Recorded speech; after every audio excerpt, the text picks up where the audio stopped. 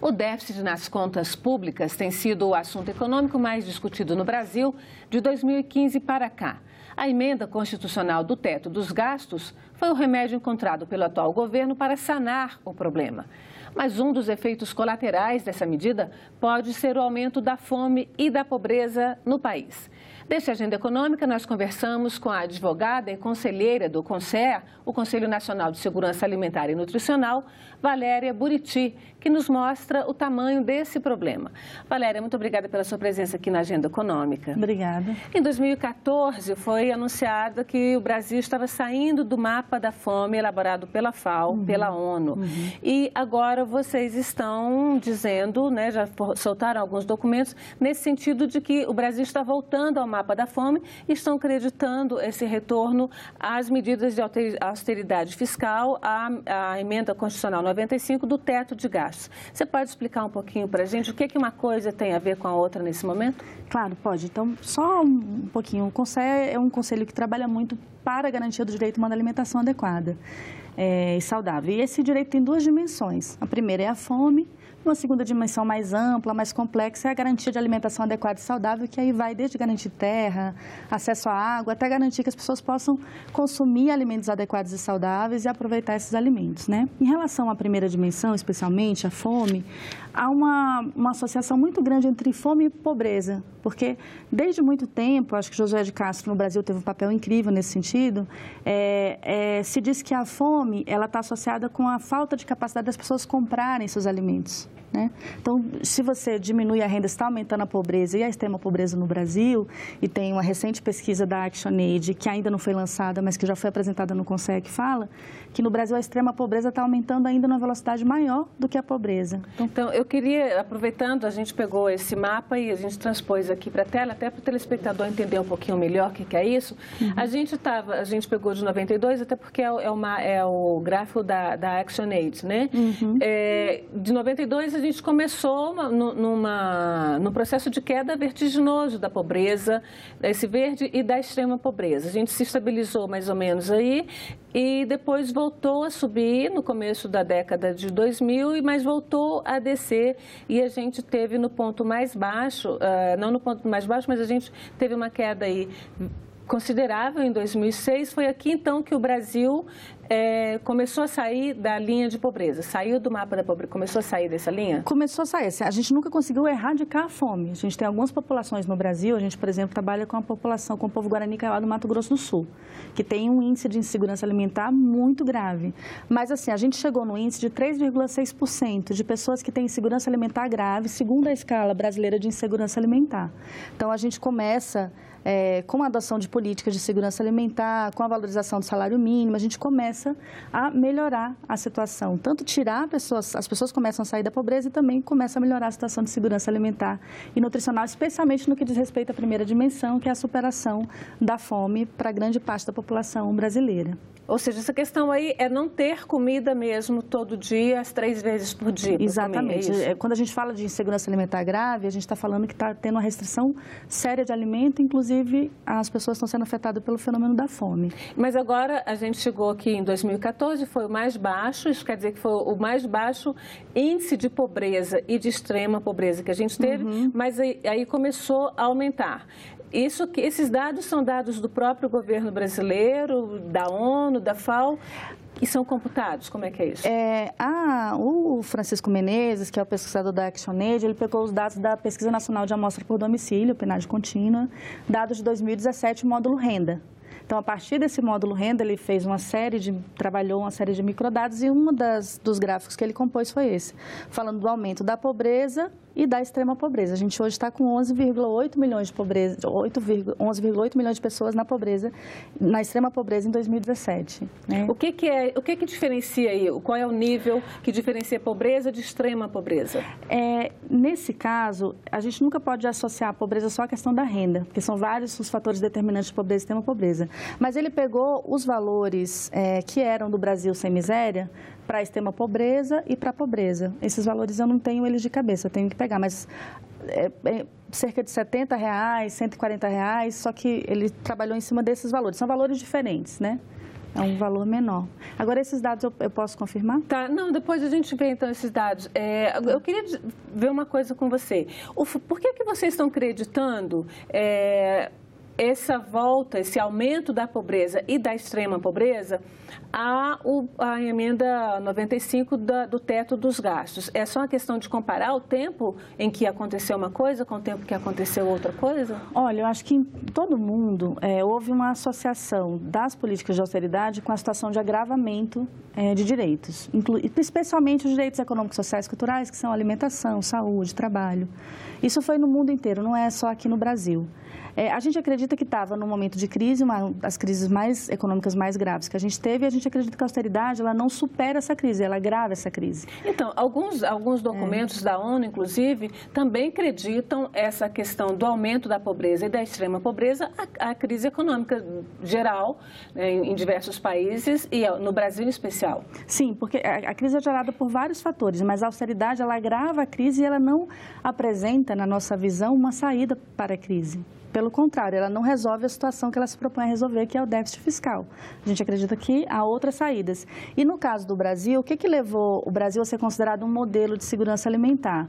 Foi a criação de uma série de leis, de marco institucional, de marcos normativos, de políticas públicas participativas, associada à valorização do salário mínimo. Então, essa junção de políticas públicas participativas com valorização do salário mínimo, de fato, fez com que as pessoas conseguissem comprar mais alimentos, né? E também isso é bom para a economia, porque isso aquece a economia também. Então, é justamente isso que está sendo afetado agora. A gente tem uma crise que leva a desemprego e a gente tem corte de programas sociais. Então, veja, se eu não consigo mais... A gente tem um outro gráfico que mostra também esses cortes dos programas sociais. A gente vai mostrar. Esse gráfico, inclusive, a gente pegou do trabalho de vocês, né? Do trabalho do CONSEA, que mostra que os cortes, o que era o orçamento em 2014, o que é agora em 2018 e o percentual de cortes. O primeiro é compra de alimentos, a gente fez os ícones aqui, compra de alimentos. Aqui, o dinheiro para a distribuição, imagino que isso aqui seja a logística de distribuição, o programa Água para Todos, o programa de inclusão produtiva de mulheres e as ATs, né, que é assistência técnica, né, para os assentados e extrativistas. Esse corte aqui, ele se deveu, no entender de vocês, ele é a parte importante do corte do orçamento. É uma parte importante. Quando o governo decide fazer uma meta de superávit, ele começa a ter uma disputa de orçamento. Os programas que estão sendo afetados são principalmente os programas destinados a grupos que estão numa situação de vulnerabilidade econômica e social maior. Então, a gente tem, eu vou pegar 2 desses programas, porque o CONSEA tem um carinho especial pelo o PAA, que teve um corte, é o Programa de Aquisição de Alimentos, porque esse programa ele tinha como se fosse duas finalidades. De um lado, ele fortalecia a agricultura familiar, porque ele comprava a produção local, e de outro lado, ele entregava esse alimento para instituições que precisavam receber esses alimentos. Quem recebia esses alimentos? Instituições de assistência social, escolas. As escolas, a compra de merenda entra uma parte aí entra também. A alimentação escolar, entra aí. Então, assim, um programa que foi considerado inovador em todo o mundo. Várias pessoas do mundo vieram visitar o Brasil para conhecer esse programa, replicar esse programa, e ele sofre um corte de 67%. E é importante falar que esse corte é só na LOA, depois teve outros contingenciamentos. Isso aí é só a previsão da lei, a lei orçamentária anual. Só para a gente deixar bem claro, né? Porque uma coisa é a lei, né? O que está previsto na lei, e outra coisa é como a lei é executada, às vezes executada para mais, às vezes para menos. Exatamente. Né? Então, assim, isso nem é garantia que todo esse valor vai ser executado, mas para a gente foi um impacto muito grande, porque é isso, você deixa tanto de fortalecer a agricultura familiar, como você deixa também de fortalecer instituições que precisam receber alimentos, e a gente não está falando de qualquer alimento, a gente está falando de alimentos in natura, a gente está falando de alimentos que fazem bem para a saúde. Isso aí o quê? Arroz, feijão, carne, cenoura, verduras, frutas. Tá. É disso que a gente está falando, né? Num momento que é importante, que a gente também está fazendo uma luta contra o consumo de alimentos ultraprocessados, né? E um outro programa muito caro para a gente, que é o Água para Todos, que era a construção de cisternas sistemas para captar água da chuva, para as pessoas consumirem e também para as pessoas produzirem. Então, assim, quem já foi no semiárido e vê o que significa uma cisterna para garantir a vida de uma criança, para garantir a vida de uma família, fica realmente impactado com um corte de 94% nesse programa, que também era considerado um grande programa, um programa inovador, feito de forma muito participativa, com pessoas dali do semiárido, a sociedade envolvida nesse programa. Então, assim, isso dá uma dimensão do impacto que a política de austeridade está tendo na política de segurança alimentar e nutricional. Agora, o Conselho foi ouvido pelo governo, vocês procuraram o governo para falar um pouco sobre esses cortes. Eu queria depois que você detalhasse também essa inclusão produtiva de mulheres e o ATES, mas o Conselho tem um posicionamento junto ao governo, porque o Conselho é um conselho para aconselhar o governo, é um conselho criado pelo governo. Como é que está essa relação hoje, Conselho e governo? Não, então, o Conselho se manifesta através de exposições de motivos, de recomendações.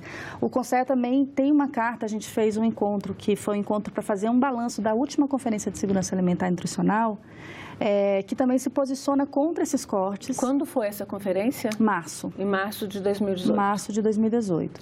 Então, a gente tem sim se posicionado, a gente não sente que o governo está ouvindo ou consultando a gente. Então, assim, esses cortes, o Conselho não foi consultado. Logo depois que teve a greve dos caminhoneiros, que também teve aquela negociação, né, e teve novos cortes para garantir uma baixa no valor do diesel, teve também cortes em programa de segurança alimentar e o Conselho também não foi consultado. Então, esse, inclusive, é um dos princípios que os órgãos de proteção de direitos humanos impõem às políticas econômicas, que os grupos afetados por esses cortes sejam ouvidos e que não está sendo cumprido por esse governo. Então, a gente considera que a gente está se posicionando, está se comunicando, mas que a gente não está, de fato, vendo que está sendo acolhido aquilo que o Conselho está levantando. O que é essa inclusão produtiva de mulheres e qual é a importância dela nessa questão de segurança alimentar? Olha, a inclusão produtiva garante que as mulheres possam produzir no meio rural. E é importante falar que esses programas são muito importantes, especialmente para mulheres negras. 9 de cada 10 mulheres negras no meio rural ganham menos de um salário mínimo. Então, assim, quando a gente faz um corte num programa como esse, ou como o próprio programa de aquisição de alimentos, a gente está afetando uma população que já é vulnerabilizada e a gente está afetando, por exemplo, mulheres negras que vivem no meio rural brasileiro. Então, isso deixa ainda esse corte com um caráter mesmo racista. Há um caráter racista nos cortes de orçamento, porque são esses os grupos que são mais afetados. E o ATES, o que é essa atenção? É a assistência técnica, né, para assentados, extrativistas, as pessoas que conseguiram aí estar no seu pedaço de terra e que precisam de assistência para conseguir produzir. É ensinar alimentos. A produzir, é a questão das sementes, do uso de... Isso, e também tem cortes. E esses não são os únicos programas que sofreram cortes, são alguns exemplos que a gente trouxe para falar. A gente pegou aqui 2018, mas na verdade esses cortes eles começaram antes, eles começaram em 2015. Antes. Por exemplo, tem alguns programas que começaram, inclusive, a modificar a forma como eram operacionalizados antes, mas os cortes mais bruscos começam depois de 2016. Aí são cortes realmente muito significativos, nessa dimensão que vocês estão vendo aqui. A gente tem um outro gráfico que eu gostaria que você comentasse também, que é a forma, né, que mostra o orçamento, esse aí, né, um comparativo 2014-2017. Na verdade, assim, e mostra também essa questão de direitos da juventude. Vocês colocam isso, né? Ele é um gráfico do INESC, mas que vocês estão trabalhando. Vocês colocam essa questão do direito da juventude também dentro da questão de segurança alimentar? Primeiro, só falar que eu acho importante falar desse estudo do INESC, que é Direitos Humanos em Tempo de Austeridade. Então, é um estudo fácil de achar na internet, que dá uma dimensão de que tipo de programa está sendo afetado pelos cortes do governo e o impacto que isso tem para direitos humanos de uma forma geral. Então, acho que é um estudo importante de ser conhecido. A gente está colocando aqui, como um exemplo, a gente tem usado muito esse estudo do INESC para fazer um enfrentamento da política de austeridade, para fazer um enfrentamento e pedir a revogação da emenda constitucional 95. Mas, claro que segurança alimentar é bem complexo. Se a gente garante, por exemplo, emprego, educação, essa pessoa tem uma maior chance de conseguir uma renda melhor, um trabalho melhor e, com isso, se alimentar melhor. Então, claro que vários programas dialogam com segurança alimentar. E a gente tem uma coisa que é a indivisibilidade dos direitos. Então, por exemplo, saúde. Se uma pessoa não consegue mais ir numa farmácia popular e comprar um remédio que é R$100, vamos supor que ela ganha R$800, é R$100 a menos que ela tem para comprar comida, por exemplo. Então, a comida, então, aí é uma ponta, é a ponta aí desse iceberg todo da questão social vinculada à economia, é isso? Sim, tudo, porque assim, quando a gente fala de segurança alimentar, a gente está falando de garantir condições de produção. Então, se a gente corta um programa que incentiva a produção de alimentos, a gente vai ter um impacto na alimentação. Tanto para quem vive daquela produção e a política pública ajuda ele a sobreviver no meio rural, tanto as pessoas que compram esse alimento, né? Mais saudável e mais produzido pela agricultura familiar. Então, se as pessoas, se esse corte, ele cai em algum programa que garante, por exemplo, um remédio para uma pessoa, também vai ter, essa pessoa vai ter que escolher entre comprar o remédio ou comprar a comida, está afetando o direito humano à alimentação. Né? Agora, assim, aqui a gente está mostrando cortes do governo e onde o governo aumentou, né, os recursos, que aumentou para serviço da dívida interna, isso entre outros pontos, e também o serviço da dívida externa. Agora, o governo também fica numa encruzilhada aí, porque se ele não paga o serviço da dívida externa, a gente entra naquela história de que é mal pagador, cai, né, a avaliação dessas empresas que avaliam o risco do país, né? A gente pode ter um risco de volta da inflação. Como é que vocês lidam com essas duas, na verdade, com essas diversas pontas aí desse nó, porque é um nó, né? É um nó. Você sabe que a política de austeridade, houve uma reação muito grande da sociedade civil em relação a essa política. Então, a primeira coisa que a gente entendeu foi que a economia é um assunto para todo mundo, não é um assunto só de especialistas. Então, a gente tem conversado com muita economista para tentar traduzir essas ideias. Então, por exemplo, a gente entende que mais importante do que uma empresa internacional ter confiança no Brasil é que as pessoas que estão no Brasil consigam ter empregos e consigam comprar e mover o mercado interno. Então, a gente entende que gasto social é um motor importante para o desenvolvimento econômico também. E é um motor que pode gerar um desenvolvimento econômico com mais justiça social, que é o que a gente defende. Então, nessas escolhas, a gente não pode penalizar só a população brasileira, especialmente a população brasileira que precisa de políticas públicas para sobreviver. Agora, então, esse é um fato inegável, é que o governo tem um déficit, né? Quer dizer, o Brasil tem em suas contas um déficit. O governo gasta mais do que arrecada. Tudo bem que todo país do mundo tem déficit, alguns têm déficit muito maior do que o nosso. Os Estados Unidos têm um déficit que é o dobro do nosso, outros países têm déficit muito maior do que o nosso não é um dos maiores déficits, mas o nosso país tem um déficit e ele tem um impacto importante na economia do país. O governo tem que achar alguma solução, né? O que é que vocês propõem como solução para sair dessa encruzilhada? Por que vocês acham que não é nesse lugar aqui o corte? Onde é que vocês acham que pode ser o corte? Ou se não é corte, o que é que vocês propõem no lugar? Olha, é porque essa política de austeridade brasileira, essa política de austeridade adotada no Brasil, vários especialistas de direitos humanos falam que ela de fato é uma política muito perversa, sem precedentes em outros países do mundo, porque assim ela gera cortes de fato muito expressivos nos programas sociais. Então, primeiro, é o tempo que ela leva. Um dos requisitos de direitos humanos para uma política de austeridade é que ela seja temporária. No Brasil, se introduziu na Constituição um novo regime fiscal que dura 20 anos. A gente está falando, na nossa opinião, de um congelamento da própria democracia. Quem chegar depois vai estar submetido a esse período de 20 anos, né? Eles também recomendam que haja uma avaliação do que seria menos restritivo. Qual é a medida que é mais adequada, mais proporcional, que gera menos violação de direitos? A gente não desconhece esse debate no Brasil. E aí a gente vê, por exemplo, o estudo do INESC, que levanta uma série de outros estudos, que coloca que combater a evasão fiscal, por exemplo, poderia ser uma saída para o Brasil.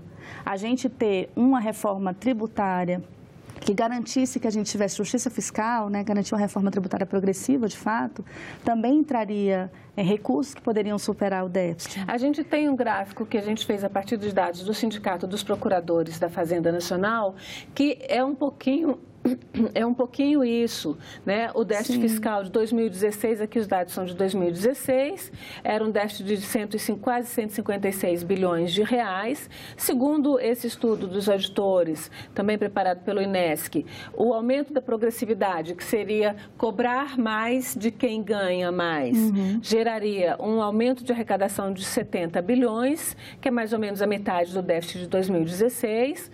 E aí, esses outros pontos que você estava colocando, a eliminação de despesas tributárias, que são esses incentivos fiscais, gerariam quase 70% além do que é o déficit. E o combate à evasão fiscal, então, daria para pagar o déficit de 2016 3 vezes. Agora, isso aqui também são coisas pontuais, né? Isso não se repete sempre. Uma vez feito, está feito. Como é que se equaciona essa questão? Olha, vocês acham, então, que isso aqui é a saída? Eu acho que a gente, em vez de começar cortando os direitos da população, a gente poderia começar fazendo esses ajustes, né? Mas a escolha que houve foi começar cortando direitos, e é uma escolha mesmo, né? E a gente já tem um país que é reconhecido. Aqui no Brasil tem vários estudos do IPEA que falam como o nosso sistema tributário é regressivo. Agora houve um posicionamento de vários especialistas da ONU falando também da regressividade dos nossos tributos. Então, acho que um primeiro passo é, sim, a gente conseguir estabelecer um processo de justiça fiscal no Brasil. Mas não seria muito lento esse processo, porque requer reforma no Congresso, reforma fiscal, né, uma reforma tributária, uma coisa bem mais ampla, né? Veja, a emenda constitucional 95 requereu uma mudança na Constituição. E isso foi feito de uma forma muito rápida. Então, eu acredito que se houvesse um consenso político ou vontade política da gente, de fato, solucionar o problema sem penalizar pessoas que já são empobrecidas, eu acho que seria o caminho mais justo, né? E o mais efetivo. E é isso que o Conselho tem definido. Só para você ter uma ideia, o Conselho tem se posicionado em relação às isenções que as empresas que produzem bebidas açucaradas recebem. Então, as empresas que produzem o xarope ali na Zona Franca de Manaus, elas não pagam IPI. Mesmo elas sem pagar IPI, elas ganham um crédito correspondente àquele valor do imposto do tributo não pago e ganham isenção no imposto de renda no restante da cadeia tributiva. Isso gera aí, o Estado deixa de receber 7 bilhões de reais. A gente está falando de um exemplo. Claro que se você for levantar todas as alternativas, a gente vai chegar num número maior. Mas a gente acha que tem que começar por aí, sim, e que é uma opção e que a gente acredita também nisso. O gasto social é bom para o crescimento econômico. Então, voltando à questão inicial, o Conselho é um conselho de governo. Como é que vocês estão se preparando para o futuro? Porque o que foi feito esse ano já está feito. O corte de orçamento já foi feito. Como é que vocês estão se preparando para 2019? Vocês pretendem conversar com os candidatos ou vão esperar a eleição para apresentar uma proposta diferente? Como é que está sendo? Nesse encontro de março, que vieram pessoas de todo o Brasil para cá, tinha cerca de 400 pessoas, a gente fez uma carta já aos presidenciáveis.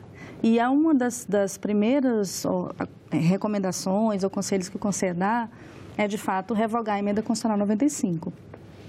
E eu acho que a gente já experimentou um modelo aqui no Brasil de ter uma política de segurança alimentar e nutricional forte, que foi super importante também para a economia. Então, a gente recomenda que haja, de fato, um cuidado com essa política de segurança alimentar e nutricional. A grande proposta do Conselho é isso, que a gente não tenha retrocesso. Hoje a gente tem um plano de segurança alimentar e nutricional, e que esse plano, de fato, não seja respeitado, seja cumprido, seja implementado para garantir que as pessoas possam ter acesso ao seu direito humano à alimentação adequada. Você falou em algumas recomendações da ONU que são dadas hoje para os governos, uma espécie de cartilha da ONU em como fazer ajustes fiscais que não prejudiquem demais a população, né?